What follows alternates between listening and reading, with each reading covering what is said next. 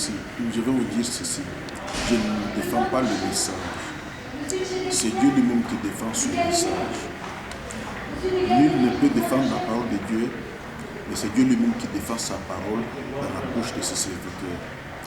Nous parlons de la part de Dieu, et Dieu aussi, comme la Bible dit, il est derrière sa parole pour l'accomplir. Lui-même a défendu sa parole. Nous l'avons dit en 79 que nous avons commencé notre message. Il a commencé à les accomplir. Alors, les accomplissements de ce message, Dieu les fait graduellement, selon l'importance de chaque message et chaque chose. Il les fait graduellement. Donc ce n'est pas à nous de défendre le message. Quant à l'accomplissement, vous voyez aujourd'hui beaucoup d'églises de réveil au Congo. Il y a un grand réveil au Congo. Aucun réveil, aucune conversion individuelle ou massive ne peut venir du diable. Personne ne peut abandonner le mal, le péché, sans que Dieu l'ait touché, sans qu'il ait reçu le Saint-Esprit. Tu comprends?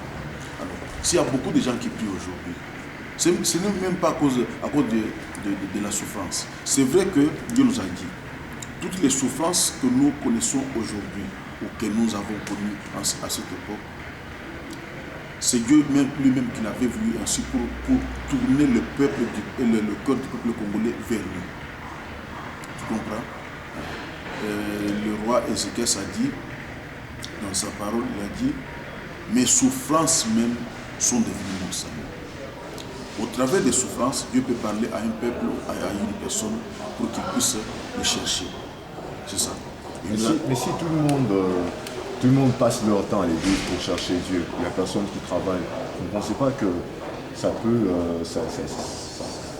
pousse tout le monde de rester paresseux, de rester sans rien faire? C'est vrai. Sinon, c'est pas évolué si tout le monde reste à l'église pour nous ne demandons pas aux gens de ne pas aller travailler, de prier seulement. Ça, c'est un faux problème. Les gens doivent prier d'abord, ensuite aller travailler. Vous comprenez? Si le pays dans lequel nous habitons aujourd'hui, moi j'habite l'Italie, je suis venu aujourd'hui à Bruxelles où vous m'avez surpris. Si ce pays sont développés, ça vaut du travail. Ça vaut du travail. Les gens partent de chez eux à 4h du matin, à 5h du matin. Ils rentrent à 21h. Ils travaillent beaucoup. L'homme blanc travaille beaucoup. C'est la raison pour laquelle l'Europe, l'Amérique sont très développées. Donc nous disons à notre peuple de vraiment travailler. Et Dieu a dit d'ailleurs à Adam et à Ève, c'est à la sueur de ton front que tu vas trouver le pain à manger. Donc nous ne disons jamais au peuple de ne pas travailler, de prier seulement. Ceux qui disent comme ça, ceux qui croient comme ça, ils disent mal. En fait, ça, c'est ce que nous attendons souvent. Non, c'est un faux problème. Nous prêchons. En particulier les Quinois, ceux qui vivent en Kinshasa. Non, beaucoup de serviteurs ici en Europe, même ceux avec lesquels nous sommes en Italie, ils travaillent beaucoup. Hein. Ils travaillent beaucoup pour gagner leur pain. Ils travaillent beaucoup. Et même pour payer leurs salaires. Ils travaillent beaucoup. Aujourd'hui, le monde, l'évangile travaille avec de l'argent. Au temps de Jésus même, ses disciples l'ont demandé, Seigneur, comment allons-nous payer l'impôt? Et nous avons tout payé, nous avons tout quitté, et qu'est-ce que nous allons devenir? Vous voyez? Donc, Jésus les a dit, l'ouvrier mérite son salaire. Donc, si quelqu'un travaille, il va gagner le pain pour manger. Jésus qui savait qu'il fallait avoir de l'argent pour payer l'impôt, il a dû envoyer ses disciples pour aller pêcher un poisson. Il leur a dit, le poisson que vous allez attraper, ouvrez sa bouche, prenez de l'argent, vous allez payer l'impôt. Donc Jésus sait, Dieu sait que nous avons besoin de l'argent parce que le monde marche avec de l'argent, l'évangile également marche avec de l'argent. Vous comprenez? Donc on ne peut pas dire aux gens de ne pas travailler. C'est un faux problème. Vous pouvez continuer à expliciter, à éclaircir sur votre message, Oui, l'accomplissement surtout. c'est vrai. Vous savez, on connaît un prophète. Quand il parle par l'accomplissement de tout ce qu'il dit. Dieu nous a dit des choses. Aujourd'hui, je vous parle, elles sont à partir des années 80-81, les choses avaient commencé à s'accomplir. Aujourd'hui, elles continuent à s'accomplir parce que Dieu accomplit ses desseins d'une manière graduelle. Vous comprenez? Aujourd'hui, nous avons un réveil au Congo. Il y a beaucoup de serviteurs qui se sont convertis, que Dieu a appelés. Ils sont très nombreux.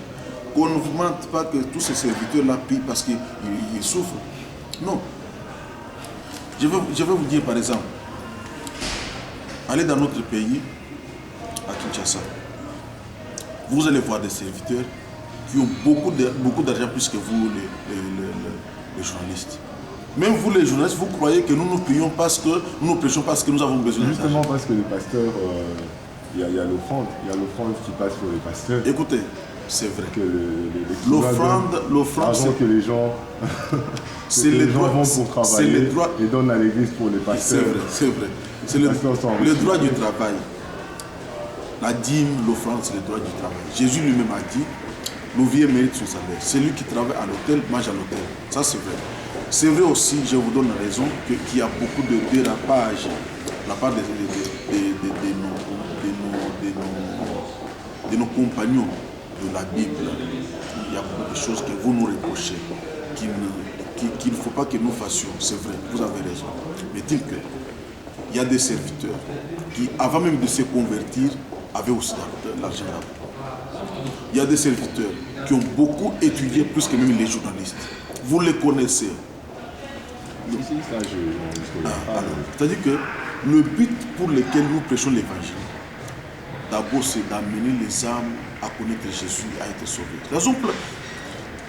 Dans notre pays là, avec les souffrances que le peuple congolais connaît, s'il n'y avait pas la parole de Dieu, il y aurait eu beaucoup de... La guerre civile serait entrée dans le pays. Vous vous rendez compte que l'État a baissé le taux de criminalité. Comme vous le dites, c'est comme ça. Allez en Afrique du Sud, vous allez voir. Allez en Amérique même, en Caroline du Nord et partout, vous allez voir. Et au Rwanda, et quels autres pays, ils sont nombreux, là où il y a beaucoup de criminels. Et dans notre pays, avec ce qui se passe, s'il n'y avait pas de serviteurs qui prêchent la parole de Dieu, il y aurait eu beaucoup de cas aujourd'hui de criminalité. Et d'après ce que nous avons entendu récemment, c'est que la plupart des serviteurs de Dieu au Congo travaillent avec les ministres, avec ceux qui travaillent au gouvernement, avec le président de la République par exemple. Et vous ne pensez pas que tous ces serviteurs de Dieu, tous ces présidents de la République utilisent l'évangile pour faire la campagne, pour calmer le peuple, pour ne pas qu'il y ait de révolte, pour permettre aux présidents, pour permettre aux membres du gouvernement de faire leur travail sans qu'il y ait des insurrections, des soulèvements de la population. Bon, je veux vous dire ceci. Je peux vous répondre en deux volets. Le premier volet, c'est que Dieu nous a dit qu'il mettrait à la tête de notre pays des serviteurs. Il a rempli de la puissance du Saint-Esprit qui connaît la parole de Dieu. Ce n'est pas par hasard qu'il y ait des personnes qui travaillent avec le chef de l'État ou avec le gouvernement en place. Ce n'est pas par hasard. Il faut qu'il y ait des hommes et des femmes de Dieu avec le gouvernement qui travaillent là-dedans pour pouvoir orienter les décisions en faveur de Dieu, en faveur de son peuple. Ça, c'est une première des choses. Parce que ce qu'eux font avec le gouvernement, dans les coulisses, vous ne le faites pas. Ils influencent les décisions pour que l'on puisse prendre les bonnes, les meilleures décisions en faveur du peuple. Ce qu'eux font, vous ne les connaissez pas. Vous ne les connaissez pas. On critique seulement. le deuxième volet de ma réponse, c'est que c'est seulement un conseil à mes collègues serviteurs de Dieu. Qu'ils sachent qu'ils ont un rôle important à remplir auprès du gouvernement, là où ils sont. Qu'ils parlent en faveur du peuple, en faveur de Dieu, comme Néhémie, comme Daniel, comme Joseph. Dieu, à travers avec ces personnes-là, dans des gouvernements, avec Esther aussi, vous les connaissez. Vous qui ne lisez pas la Bible, les journalistes, vous devez lire aussi la Bible pour connaître ce qui se passe. Vous devez vraiment lire la Bible. Donc, ce n'est pas mal qu'il y ait des personnes qui travaillent dans le gouvernement. C'est pas mal. Mais ce que le peuple est contre nous, c'est que nous laissons notre devoir que nous devons accomplir dans ces gouvernements-là, nous faisons autre chose. Nous faisons autre chose, on commence à se combattre eux-mêmes, les hommes de Dieu. On se combat, on s'accuse, on s'entre-accuse. Donc c'est ça le mal, quoi. Mais il faut qu'ils soient là, qu'ils épaulent le gouvernement dans la prise de ses décisions en faveur de Dieu, en faveur de son peuple. Ces gens ne travaillent pas pour... ces gens ne travaillent plus pour Dieu, ces gens travaillent pour le gouvernement, pour maîtriser, pour calmer la population. Bon, s'ils maîtrisent la population, ils peuvent ne pas avoir tort. Ils peuvent aussi ne pas avoir raison. Dans quel sens? Tous ceux qui ont poussé les peuples à se révolter, eux-mêmes, ils se sont cachés, laissant le peuple à la merci des armes, par exemple. Beaucoup de peuples sont morts, beaucoup de gens sont morts. Alors, il faut que les serviteurs de Dieu calment et le gouvernement et le peuple, afin qu'il n'y ait pas de bain de sang. Il ne faut pas qu'il y ait de bain de sang. Parce que ce peuple-là, le peuple qui n'a pas d'armes, qui est d'abord affamé depuis plus de 30 ans, qui est affamé, qui continue à l'être. Comment vous voulez pousser ce peuple-là à mourir? Parce qu'il est déjà mort. Le peuple congolais est déjà mort. C'est un peuple mort. Donc, vous pensez que le peuple ne va plus ressusciter? Nous ne voulons pas. Les chrétiens. Nous ne voulons pas que le peuple se soulève de temps à autre, poussé par les gens. Hein? Dieu lui-même est capable de changer les situations. Mais nous voulons seulement que le peuple soit conscientisé, qu'il comprenne lui-même. Avec le peuple, peut changer les choses dans ce pays. Nous ne voulons pas qu'il y ait une portion de gens assoiffés de pouvoir qui poussent le peuple à aller se tuer, à aller se faire tuer par les militaires. Mais nous voulons qu'il y ait des personnes qui conscientisent le peuple, que le peuple comprenne lui-même. Et d'un côté, et que le gouvernement comprenne aussi lui-même ce qu'il doit faire. Vous savez, on ne peut ne pas pousser le peuple à la révolte. Et que le gouvernement aussi sache que si le peuple souffre, quand le peuple sera rassasié de souffrir, il va se révolter lui-même un jour. Il ne voit pas. Le peuple. Les chrétiens vont se révolter. Même les chrétiens. Qu'est-ce que vous croyez? Vous croyez?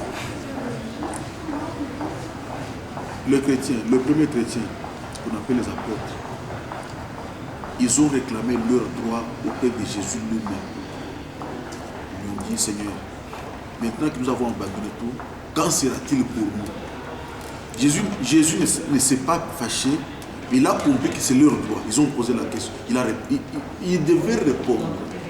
Le peuple va se révolter un jour. C'est pourquoi.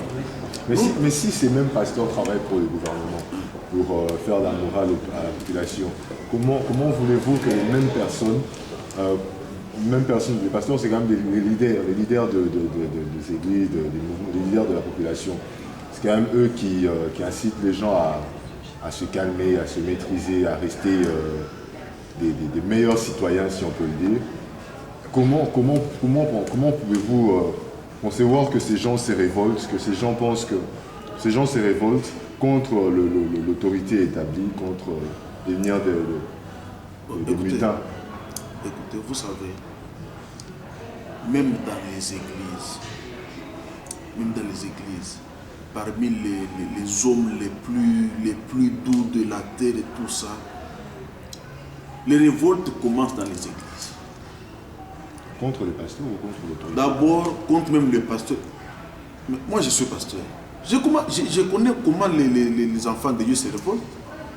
Quand on les conduit mal, ils supportent.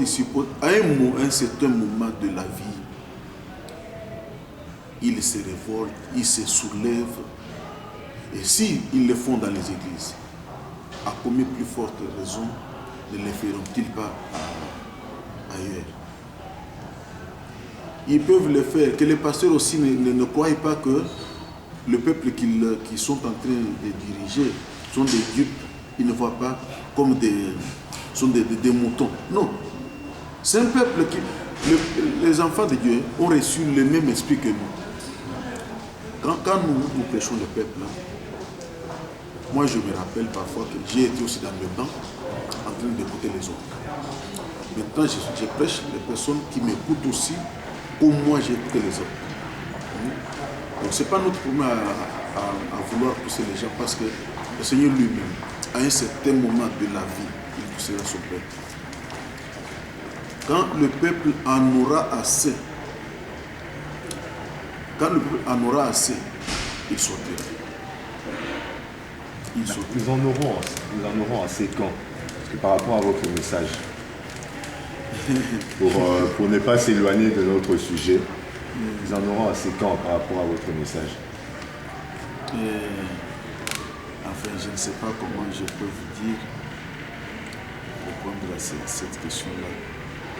Mais sachez que Dieu a son temps. Non, parce que vous venez de parler justement de l'accomplissement de votre message. Parce que vous savez, c'est ce que les journalistes aiment, que nous disions que le peuple a assez, que le peuple sorte dans la rue. Vous croyez que dans nos pays là, où il n'y a pas de démocratie, laisser le peuple, le pauvre peuple descendre dans la rue, c'est l'exposer à la merci des armes. Et vous savez que nos armées en Afrique n'est pas comme les armées ici en Europe. Si on laisse un peuple à la merci d'un soldat,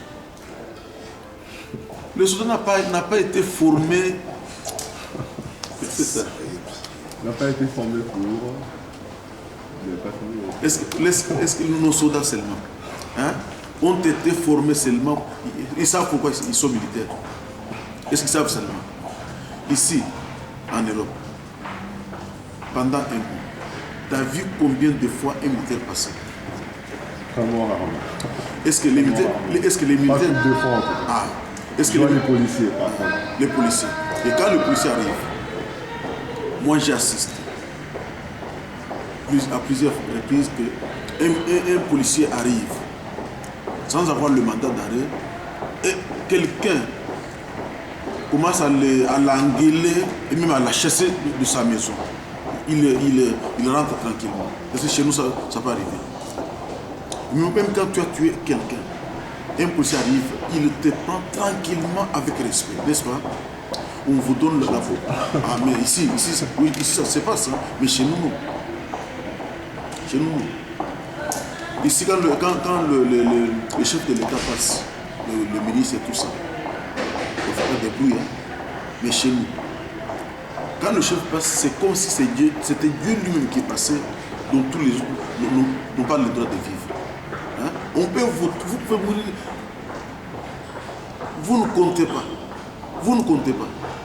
C'est pourquoi, sachant tout cela, nous ne pouvons pas vouloir exposer le peuple comme ça à la merci des armes. Parce que vous savez, l'homme n'a pas de la valeur dans nos pays en Afrique. L'homme n'a pas de... C'est ici où l'homme a de la valeur. Et de liberté. Et de la liberté. En fait, pour ne pas s'éterniser en parlant nécessairement du Congo, pour que d'autres sachent aussi, si ce message concerne uniquement les Congolais, ou ça concerne aussi d'autres nations, ça concerne aussi d'autres personnes, par exemple les Belges dans le pays où nous sommes aujourd'hui.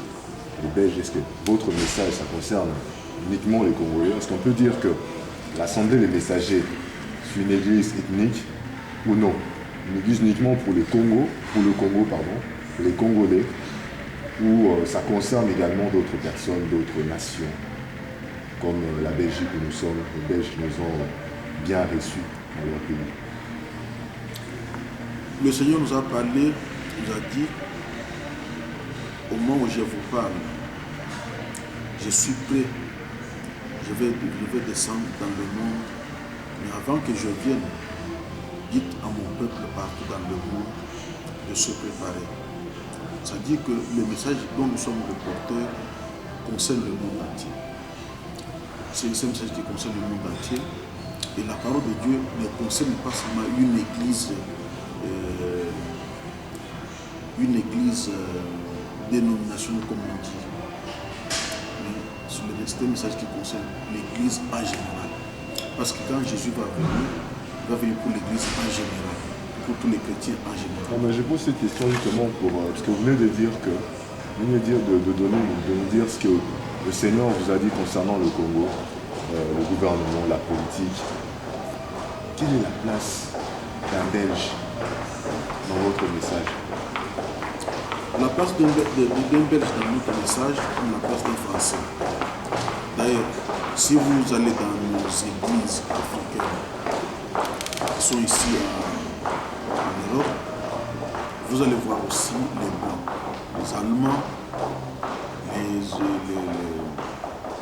les Anglais, les Italiens, les Belges dans nos églises. Ils prient comme nous aussi. Pourquoi vous dites les églises africaines? Les églises pour Christ ou les églises africaines? C'est vrai. C'est plus pour les non, c'est vrai. Je parle des églises d'origine africaine, dont les fondateurs, dont les prédicateurs viennent de l'Afrique. Ça, c'est mieux pour... Parce que même ici, il y a des églises où les fondateurs, les prédicateurs ou les pasteurs viennent des États-Unis, par exemple, de l'Amérique. Hein? Donc, ils sont d'origine américaine. Dans ces églises-là, vous allez trouver toutes les nations confondues en pays là. Quand nous arrivons ici, la première chose, c'est que le peuple congolais sache qu'il a été envoyé ici, il se retrouve en Amérique, en Europe, c'est à cause de ce message-là. Si par exemple on se retrouve ici, à cause de nous sommes venus chercher la vie, mais la raison cachée pour laquelle Dieu nous a ouvert la porte, c'est de pouvoir prêcher la parole de Dieu, de pouvoir amener beaucoup de personnes à les connaître. C'est la raison pour laquelle nous sommes là. Dieu nous a dit qu'il choisirait beaucoup de personnes dans notre pays. Il les enverrait partout dans les mondes pour qu'ils aillent prêcher la parole de Dieu. C'est une des raisons. Donc s'il y a beaucoup des églises dont les pasteurs des Congolais, dans beaucoup de pays ici en Occident, c'est parce que le Seigneur... C'est l'accomplissement de ce que le Seigneur nous avait dit. Oui, vous le dites, si vous allez presque partout au Canada, aux États-Unis, en Angleterre, en France, en Belgique, comme nous sommes, en Allemagne, en Italie, vous allez trouver que parmi beaucoup d'églises de réveil, beaucoup d'églises évangéliques, donc 60 ou 70%, ce sont les églises d'origine dont les prédicateurs et les pasteurs viennent du Congo-Kinshasa. C'est ça qui prouve que le message qui a été donné était vrai, parce que nous en connaissons l'accomplissement. C'est ça. Les choses que nous avons dites, Dieu a commencé à les accomplir depuis longtemps. Ça, c'est très important, on doit le connaître. Beaucoup de personnes croient que les Congolais, ils vivent en désordre, ils prêchent en désordre. Non. Dieu peut mettre 30 personnes sur votre chemin. il faut seulement, quand toi tu arrives, tu leur prêches la parole, ils vont se convertir. Alors, il faut qu'il y ait beaucoup de serviteurs. Même si sur 1 million, il n'y a pas de problème parce que Dieu doit envoyer beaucoup de serviteurs dans son champ pour prêcher la parole de Dieu afin que beaucoup de personnes puissent se convertir. Parce qu'il y a plus encore de temps. Il y a plus encore de temps. Tous les signes de la fin du monde, pour le retour de Jésus, sont déjà accomplis. Il faut maintenant que beaucoup de serviteurs prêchent la parole de Dieu pour que les gens entrent dans l'église afin que Jésus revienne. Donc il n'y a pas de raison. C'est l'accomplissement de la parole de Dieu. Sans plus tarder, nous allons passer à la question suivante. Quelle est la corrélation entre le message que vous avez reçu en août 78 et la Bible? Est-ce encore un nouvel évangile? Merci pour la question. Je vais vous dire que il y a seulement un seul évangile. Nous péchons Jésus-Christ, mort et ressuscité. C'est ce que nous péchons. Dans notre message, Dieu nous a dit de parler à son peuple, d'abandonner le péché, de revenir à nous. Pour revenir à Dieu, on accepte Jésus comme Seigneur et Sauveur. Parce que Jésus-Christ est le Dieu manifesté en chair. Toute personne qui accepte Jésus comme Seigneur et Sauveur, qui lui donne son cœur, accepte Dieu. C'est ça, c'est ce que nous péchons. Nous ne péchons pas autre chose. Nous ne péchons pas autre chose. Comment voulez-vous que quelqu'un qui a rencontré le Seigneur, Dieu lui a parlé, puisse aller parler autre chose et présenter autre chose à son peuple? Non. Non, nous n'avons pas dit ça justement. Quel rapport y a-t-il entre votre message et la Bible? Oui, il y a un rapport. Ce que nous péchons, c'est la parole de Dieu, c'est la Bible. Ce que nous péchons. Allez, faites le tour dans nos églises, même ici en Belgique, faites le tour. Hein? Vous allez écouter pendant un mois, par exemple, aux prédicateurs qui sont dans les pasteurs, les anciens, vous allez entendre qu'ils justement, je ne parle pas de des messages que nous recevons dans vos églises ici en France. On connaît l'arbre. Je parle de messages que vous avez reçus en 78. Oui, c'est ça, c'est ce que nous disons. La Bible dit ceci, on connaît l'arbre par son fruit. Hein? On connaît le message que nous avons reçu par le message que nous donnons, par la prédication que nous faisons dans nos églises. Pour connaître si ce que nous disons est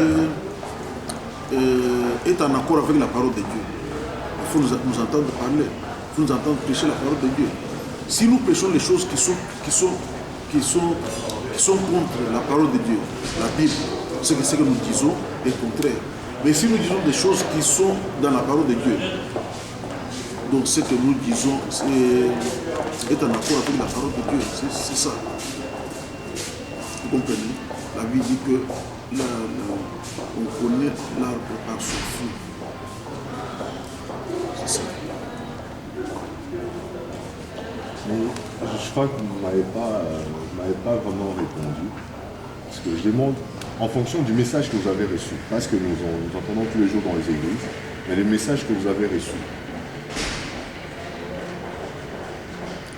Donc, vous savez que le message n'est pas en rapport avec la Bible ou...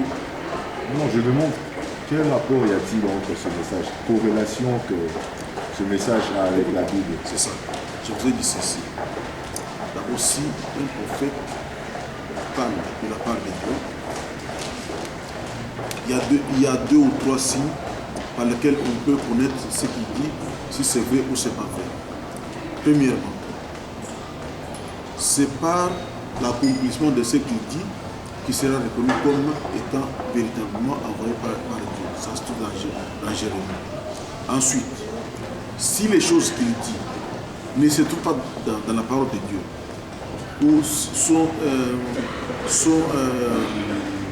en accord avec la parole de Dieu, s'il dit des choses qui sont en désaccord avec la parole de Dieu, qui ne marchent pas ensemble avec la parole de Dieu, ce que ce prophète-là a dit ne sont pas vrais, ne viennent pas de Dieu. Mais si ce que nous avons dit vient de Dieu, marche de pair avec la parole, c'est que c'est vrai. Vous comprenez? Nous disons par exemple au peuple d'abandonner le péché. Dieu nous a dit de dire à son peuple d'abandonner le péché. d'abandonner l'ivrognerie, l'impudicité.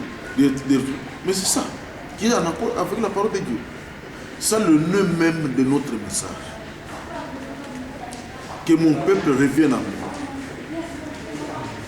Pour revenir à Dieu, il faut accepter Jésus comme Seigneur et Sauveur. C'est le message même que les prophètes nous ont laissé. Le message de la repentance.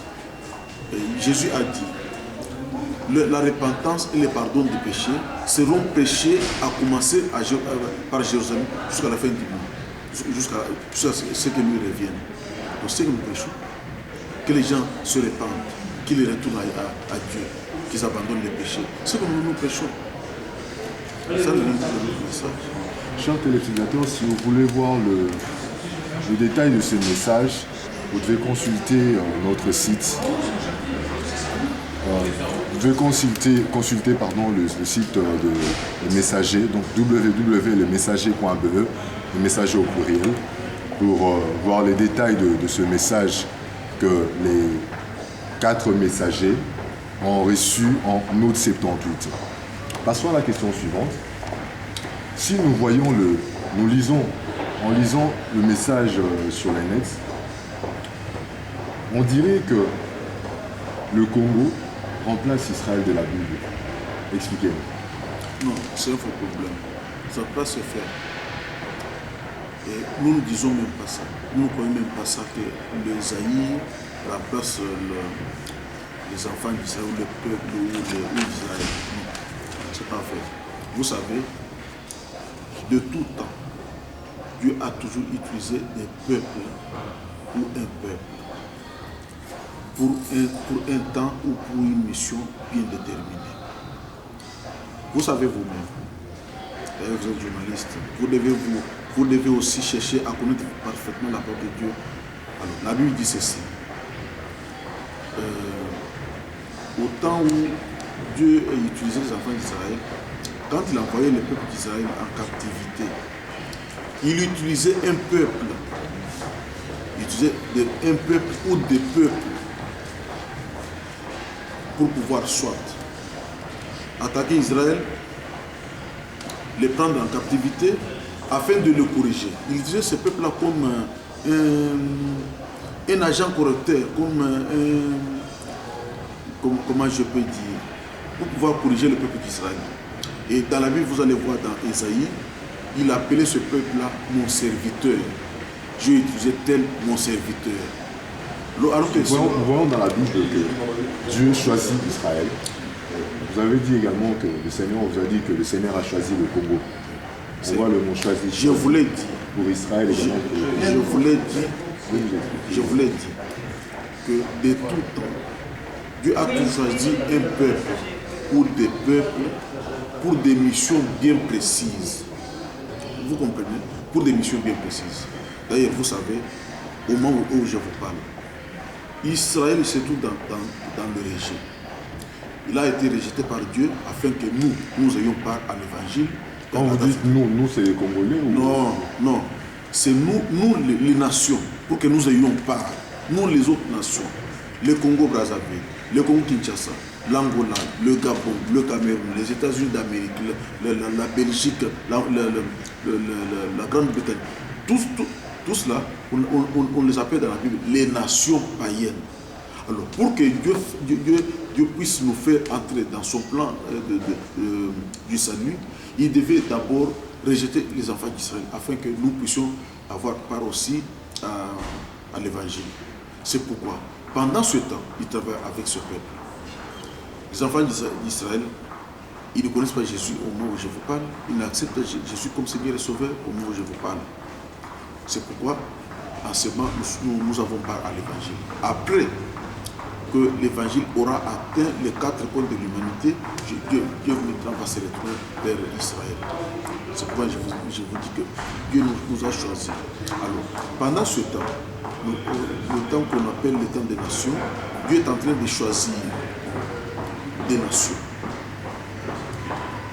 Depuis le temps passé, il a choisi, par exemple, les États-Unis avec l'évangile, la Suisse, par exemple, l'Allemagne, par exemple.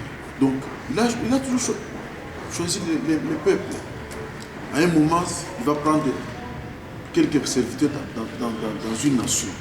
Il commence à parler de lui, il réveille un peu le monde avec l'évangile. Après ce temps, il prend ceci. Alors, après le temps des nations, il va se retourner vers Israël. Et au moment où je vous parle, Israël se trouve dans l'hérégé. La Bible dit ceci.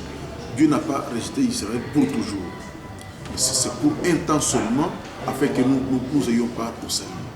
Nous ayons part à l'évangile. C'est quoi, en ce temps où je vous parle, le Saint-Esprit est en train de travailler parmi les nations. Vous comprenez? C'est ça. Nous ne disons pas que le Zaïre remplace Israël, non. Le Zaïre a seulement une mission pendant ce temps de la fin, afin de pouvoir envoyer aussi ses serviteurs dans le monde, comme nous sommes aujourd'hui avec vous ici en Belgique. Et nous sommes un peu partout, éparpillés, disséminés, envoyés par le Seigneur, afin que nous puissions prêcher la parole de Dieu. L'unité et les rassemblements des chrétiens dont il est question dans votre message, serait-il un mouvement œcuménique actuel? Bon, en tout cas, moi, je ne vous parle pas vraiment de l'écuménisme, parce que l'écuménisme, c'est autre chose que l'éveil spirituel. Non, je parle du mouvement œcuménique. C'est ça que je vous dis. L'écuménisme, c'est autre chose. Ça, on ne veut pas le dire dans ce débat ici. L'écuménisme, c'est autre chose. C'est à part ce qui est en train de se passer au Congo et partout dans le monde. C'est pas un mouvement. C'est pas un mouvement. C'est un réveil spirituel. Dieu est en train de réveiller son peuple par le Saint-Esprit et par le canon de ses serviteurs qu'il utilise, afin d'amener à lui beaucoup de personnes, de les préparer pour les noces à venir, pour le retour de son fils Jésus. Donc c'est pas l'écuménisme, c'est autre chose. Ce n'est pas l'écuménisme, c'est quoi? Le rassemblement de toutes les communautés religieuses. Or, ce rassemblement ne peut pas être possible. Parce que si on doit rassembler toutes les communautés, l'Église catholique par exemple, les protestants, les kimbanguistes, les témoins de Jéhovah, donc il y a même ce qu'on appelle les sectes qui vont se mettre ensemble. Non. Et qui sera le responsable? Parce que dans toutes les églises, il faut qu'il y ait des responsables. Vous comprenez? C'est que Dieu travaille avec son église d'une manière individuelle. Il travaille avec chaque église d'une manière individuelle. Sur les plans spirituels, nous pouvons former une seule église. Sur les plans spirituels, que ce soit les églises locales qui sont aux États-Unis, que ce soit celles qui sont au Canada et un peu partout, ces églises-là forment seulement une seule église. Une seule, devant le Seigneur, c'est une seule. Nous tous, nous formons seulement les églises locales, visibles. Vous comprenez? Alors, toutes ces églises-là se mettent d'accord. On risque de choisir une seule personne qui va se mettre maintenant à la place de Jésus. Ce qui est très dangereux, c'est pas bien. Vous comprenez? Si j'ai bien compris, parce que le mouvement œcuménique, c'est en vue d'établir des discussions de principes, des dogmes pour une religion, pour établir des principes, des dogmes en fait. Si j'ai bien compris, les dogmes de l'Église des messagers n'est pas en contradiction avec la Bible. Avec la Bible qui est le fondement, la base. La Bible est le fondement, l'autorité même. L'autorité qui nous conduit, c'est la Bible, la parole de Dieu, par le Saint-Esprit. Ce que la Bible dit, c'est ce que nous devons faire et obéir, à commencer par nous et les autres. Avant que ce soit vous, les quatre personnes qui ont reçu le message, c'est d'abord la Bible qui est l'autorité. C'est la Bible qui est l'autorité suprême. Au-dessus des quatre. Oui, c'est la Bible, parce que la Bible c'est quoi? C'est la parole de Dieu. Ce que Dieu dit, c'est ça, qui nous conduit. La Bible, c'est ce que moi j'appelle le bon berger. C'est lui qui nous conduit, c'est ça. Voilà. Nous sommes arrivés à la fin de notre